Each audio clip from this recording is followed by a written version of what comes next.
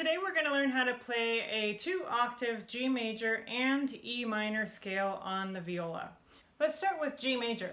So we're going to start this one in first position, and then we will move into third position for the second octave. Our finger pattern in first position is like this with a half step from 2 to 3. And then in third position, we move to this finger pattern with a half step between 3 and 4. So make sure that you're really making sure to distribute the fingers properly so the notes will be in tune. Listen and adjust. We'll start in first position, open G. First finger, second, third, D, E, F sharp, and then now you're going to shift. So first finger is going to play that G. Then we go into the second octave. Remember, there's a slight finger pattern change here. Your half step now is between 3 and 4 on both strings. So we play 1, 2, 3, 4, 1, 2, 3, 4.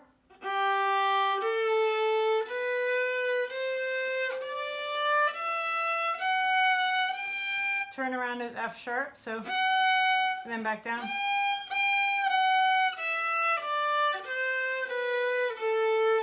Here's your shift.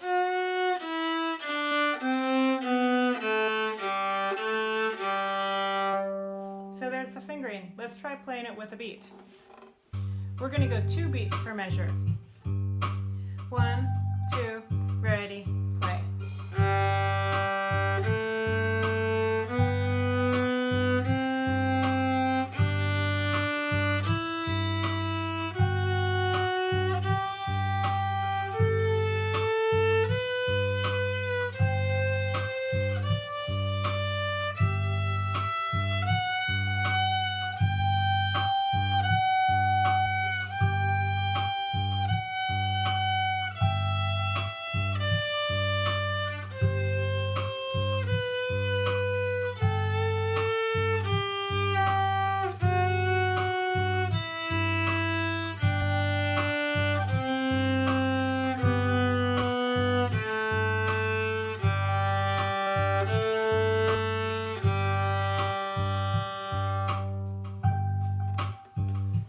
Okay, now we'll move on to E minor. You actually do have 2 octaves of the E minor scale that you can play in first position. So we're going to start with the lower octave, and we're not going to have to do any shifting with the E minor 2-octave scale. So we'll start on the C string with the third finger, E.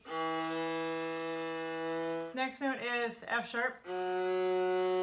We play G, open, A, B. Now here's where we get to our 6th and 7th notes, which are raised ascending. So C sharp is third finger. Now this is kind of a tricky one.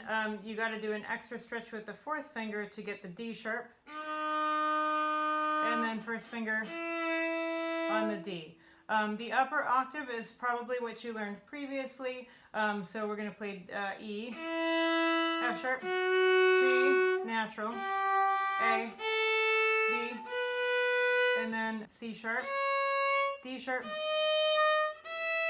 And then for the turnaround, you play D sharp. So don't change your finger pattern until you're ready to go down for good. So now change, natural, natural.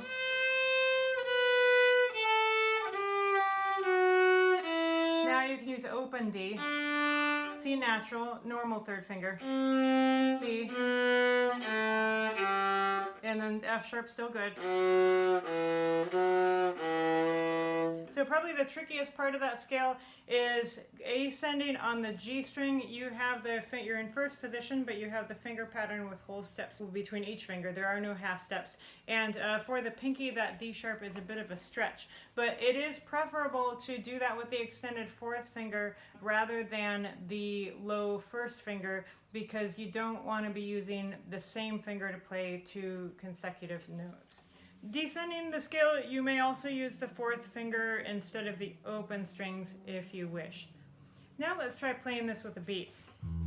We're going to go 2 beats per note.